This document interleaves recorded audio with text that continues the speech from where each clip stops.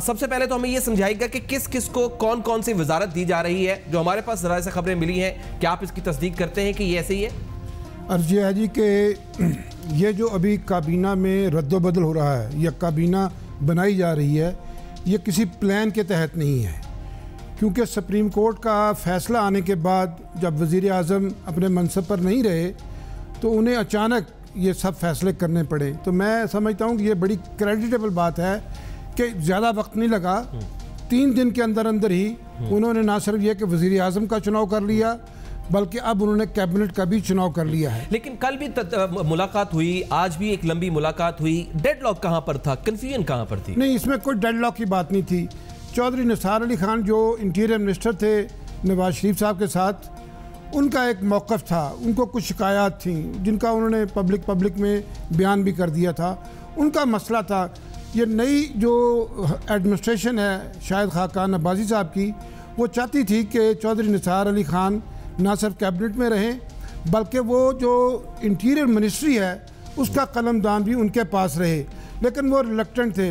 उनका ये ख्याल था कि उन्हें शायद मुनासिब नहीं होगा कि वो किसी और के वज़ीर आज़म के होते हुए वज़ीर बने। ज़्यादा से ज़्यादा उनके लिए काबिल कबूल ये होता कि अगर वज़ीर आज़म हो जाते मियाँ शहबाज शरीफ तो उनके साथ वो यकीनन बखुशी वज़ीर दाखिला बन जाते। उनका ये इसरार था कि वो वज़ीर नहीं बनेंगे, ये नहीं कि वज़ीर दाखिला नहीं बनेंगे, वज़ीर ही नहीं बनेंगे। तो और उन्होंने ये भी नहीं कहा कि वो पार्टी छोड़ देंगे, ये भी नहीं उन्होंने कहा कि मैं कौमी असम्बली की रुकनियत छोड़ दूंगा। सदर बनने के कुछ चांसेस है? नहीं, सदर बनने की बातें बहुत ही आप कबल अज़ वक्त कर रहे हैं। आप ममनून हुसैन साहब को क्यों परेशान करना चाहते हैं? मैं वैसे पूछ रहा कि क्या चांसेस है? नहीं, चौधरी निसार अली खान मेरा ख्याल है कि वो बिल्कुल एक्टिव पॉलिटिशियन है, सेहतमंद है माशाल्लाह, तो वो कभी भी नहीं चाहेंगे कि वो ऐसी जिम्मेदारी लें जिसमें करने के लिए कुछ ना हो और महज ग्रैंडर हो। अच्छा, ख्वाजा आसिफ साहब का जिनके बारे में ये कहा जाता है कि उनकी बनती नहीं है चौधरी निसार साहब से और ये खबरें को ढकी छुपी नहीं है, वजारत खारजा देने की क्या वजूहात है? पिछले 4 साल से मैं ये नहीं अभी तक समझ पाया कि ख्वाजा आसिफ और चौधरी निसार अली खान के दरमियान अदावत क्या है, नाराज़गी क्या है। ये आपस में बहुत ही करीबी दोस्त थे, बहुत ही बेतकल्लफ दोस्त थे।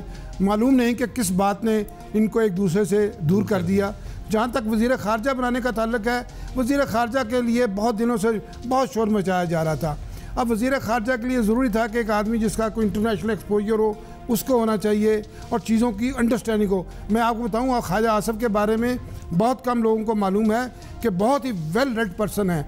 आप उनसे किसी मौजू पर किसी सब्जेक्ट पर गुफ्तगू करें, आपको वो लाजवाब कर देंगे। तो परवेज़ रशीद साहब के बारे में भी यही था, उनके बारे में ये कहते थे बड़ा पढ़ने वाले बंदे। परवेज़ रशीद साहब पढ़ने वाले बंदे हैं, मैं लिखे पढ़े आदमी की बात कर रहा हूँ कि आप ख्वाजा आसिफ साहब से गुफ्तगू करें, आप किसी मौजू पर। वज़ारत ख़ारजा का तजुर्बा कैसे? जी, वज़ारत ख़ारजा का गुजारिश है, एक दिन तो जिसको भी आप वज़ीर ख़ारजा बनाएंगे एक दिन तो उसके लिए पहला दिन होगा। और मैं समझता हूँ कि ख्वाजा आसिफ का चुनाव कोई इतना गलत नहीं है। और वैसे भी ये जो गवर्नमेंट आज बन रही है, कल जो हलफ उठा रही है, इसके पास महज 9 या 10 महीने का वक्त है और 9-10 महीने के लिए इस किस्म का तजर्बा करने में कोई हर्ज नहीं था, कोई बुराई नहीं थी। सिर्फ